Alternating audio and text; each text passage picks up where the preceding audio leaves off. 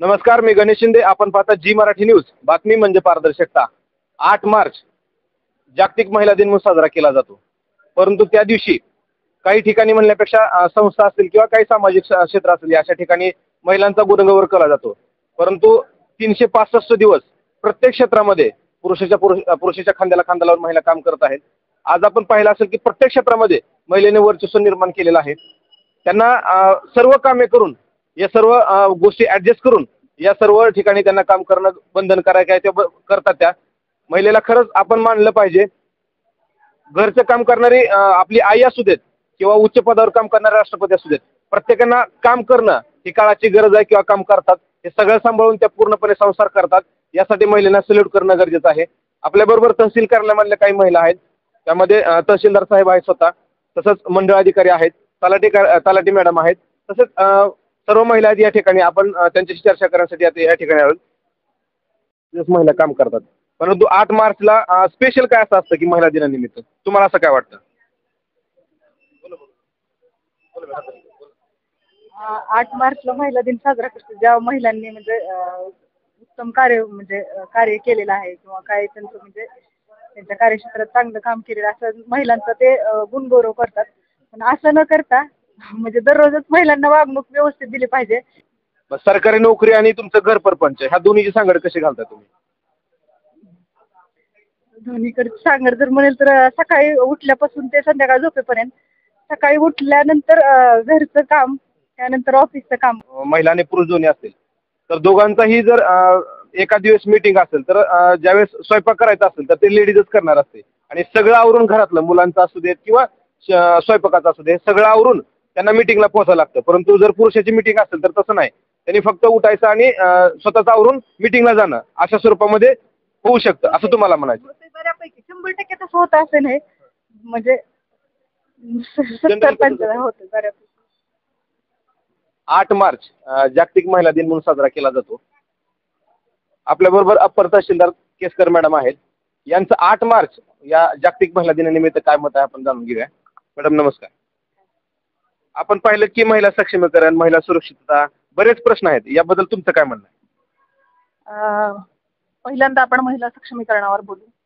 मला असं वाटतं की महिला सक्षमीकरण म्हणजे केवळ तिच्या शिक्षणामध्ये भाग किंवा नोकरीमध्ये सहभाग असं नसून घरामध्ये किंवा इतर ठिकाणी जिथे जिथे निर्णय घेण्याची वेळ येते तेव्हा त्या निर्णयामध्ये तिचा सहभाग असणं फार महत्वाचं आहे.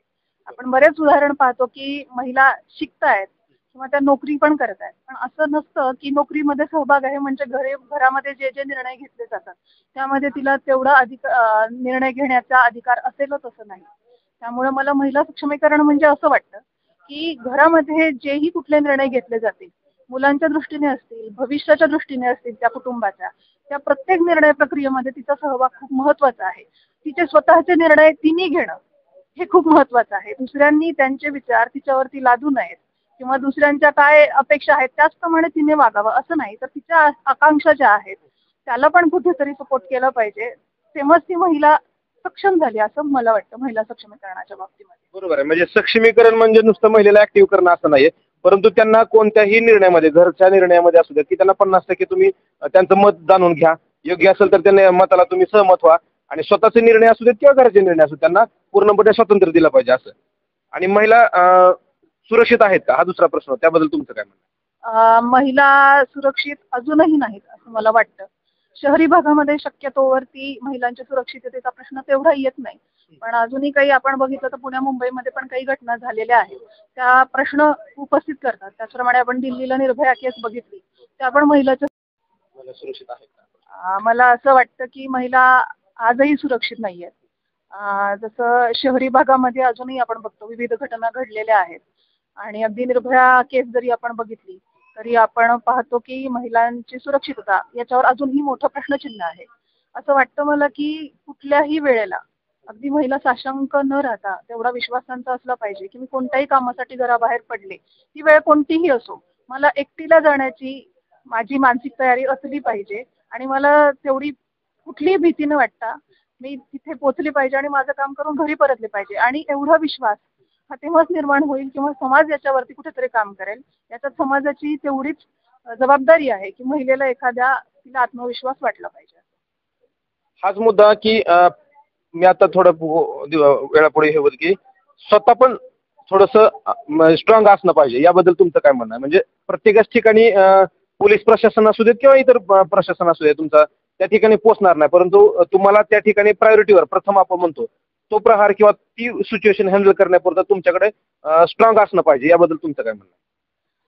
नक्कीच आपण स्वतः आधी आपल्या स्वतःमध्ये आत्मविश्वास असला पाहिजे की मी जाणार, मी हे काम करणार, किती वेळ झाली, काही जरी झाली तरी आपण बाहेर पडलं पाहिजे. आपलं कर्तव्य हे आपण केलंच पाहिजे. त्याचप्रमाणे जर सुरक्षिततेचा विचार केला तर कराटे असेल, जुडो असेल, असे अनेकसे सांघिक प्रकार आहेत. त्याचं प्रशिक्षण घेणं ही सुद्धा काळाची गरज आहे. प्रत्येक महिलेने घेतलं पाहिजे, ती काळाची गरज आहे. किंवा पूर्वीच्या काळी असं होतं की महिला बाहेर पडत नव्हत्या, तशी त्यांना संधीही मिळत नव्हती. आज त्या संधी मिळत आहेत. नोकरीमध्ये 30% रिझर्वेशन आहे आपल्या महाराष्ट्र राज्यामध्ये. त्याचप्रमाणे ग्रामपंचायतीमध्ये या स्थानिक स्वराज्य संस्थांमध्ये 50% रिझर्वेशन आहे. त्यामुळं महिला बाहेर पडत आहेत. त्यामुळे हे प्रश्न अधिकाधिक समोर येत आहेत. पण तेव्हा जर महिला स्वतः खंबीर नसली किंवा तिला तिच्या आईने जर खंबीरपणे नाही पाठिंबा दिला की जा तू, काम तुझं आहे, तू करून ये, असं जोपर्यंत तो खंबीरपणा येणार नाही तोपर्यंत ती आत्मविश्वासाने बाहेरही पडणार नाही आणि मग समाजाने मग पाठिंबा देण्याचा विषयच उद्भवणार नाही. त्यामुळे तिने स्वतः सक्षमपणे, आत्मविश्वासाने, खंबीरपणे बाहेर पडलं पाहिजे. मगाशी मुद्दा मांडला होता की 8 मार्च हा जागतिक महिला दिन आहे आणि मग याच दिवशी सत्कार आणि या सगळ्या गोष्टी सगळ्या होतात. खरं तर मला असं वाटतं की संस्कृतमध्ये एक सुभाषित आहे, यत्र नार्यस्तु पूज्यन्ते तत्र रमन्ते देवताः. म्हणजे जिथे नारीचा सन्मान केला जातो तिथे देवतेचा वास असतो. पण यापुढे माझं असं म्हणणं आहे की देवतेचं स्थान नको, पण किमान एक माणूस म्हणून तिला वागणूक दिली पाहिजे, जी आज बऱ्याच ठिकाणी दिली जात नाही. अगदी मी म्हणाल की पूर्वीच्या काळात आणि आताच्या काळात खूप फरक आहे, खूप प्रगती झाली आहे. मुलींना त्यांचं स्थान समाजामध्ये मिळण्यामध्ये खूप वाव मिळालाय. पण काही ठिकाणी अजूनही त्याच्यावरती प्रकाशझोत टाकणं खूप आवश्यक आहे की स्त्रीला माणूस म्हणून तिला वागवणं हे तितकंच महत्वाचं आहे असं मला वाटतं. आणि माणूस म्हणून जर वागवलं तर 365 दिवस तिचा सन्मान होईल. आणि एक वेळ अशी येईल की स्वतंत्र महिला दिन साजरा करण्याची आवश्यकता भासणार नाही आणि त्या दिवसाची आम्ही सगळेच आतुरतेनं वाट पाहतोय चातकासारखी, असं मला वाटतं. की येणाऱ्या पुढच्या पिढीतल्या ज्या मुली आहेत त्यांच्यापर्यंत हा मेसेज गेला तर मग एक नक्कीच महिलांना सन्मानाचं स्थान मिळेल असं वाटतं. आपण आता महिला दिनाबद्दल बोलतो आणि हे बोलताना तुम्ही आता बघितलं असेल माझ्या काही सहकारी आणि मी अगदी आम्ही व्हाईट कलरची कॅप घालून सगळ्या आहोत. प्रश्न पडला असेल की या कॅप घालून कसं काय आहेत, तर आम्ही येत्या आगामी कालावधीमध्ये निवडणुका जाहीर होणार आहेत लोकसभेच्या आणि एक देशामध्ये लोकशाहीचा उत्सव असा हा साजरा होणार आहे.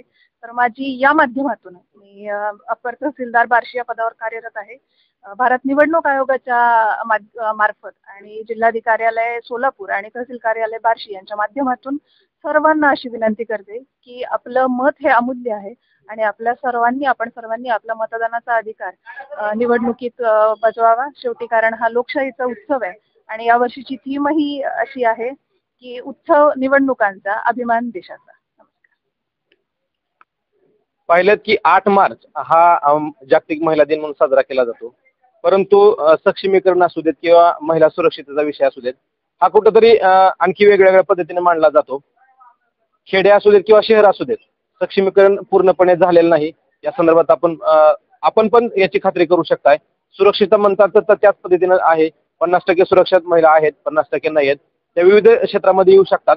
दुसरी गोष्ट, आता यांनी सांगितलं की महिला म्हणजे स्वतः जोपर्यंत मुलीला चांगल्या पद्धतीने शिक्षण देत नाही, त्यांना डोक्यामध्ये चांगल्या पद्धतीचा शिक्षणाचा उजेड पाडू देत नाहीत, तोपर्यंत त्या पूर्ण सक्षम होणार नाहीत. आणि सक्षमीकरणाची व्याख्या देखील त्यांनी सांगितली की महिलांचे विचार जोपर्यंत आचरणात येत नाहीत तोपर्यंत सक्षमीकरण नाहीये. नुसतं तुम्ही ग्राह्य धरा की ही महिला आहे म्हणून, आपल्या संसारामध्ये त्यांचा कुठेतरी 50% वाटा आहे, परंतु त्यांचे विचार तुम्ही 50% घ्या किंवा त्यांचा एखादा विचार असेल तर तो देखील तुम्ही अंमलात आणा. या पद्धतीने सक्षमीकरण व्हायला पाहिजे. आणि 365 दिवस ज्या पण वेळेस महिलांचं एखादं कार्य असेल चांगलं, त्या ठिकाणी गुणगौरव झाला पाहिजे, कौतुकाची साप पाठीवरती पडली पाहिजे, तर महिला सक्षमीकरण होईल. महिलेला काम करण्यासाठी स्फूर्ती मिळेल. अशा पद्धतीने 365 दिवस महिलांचा गुणगौरव झाला पाहिजे असं या ठिकाणी सांगतो मी.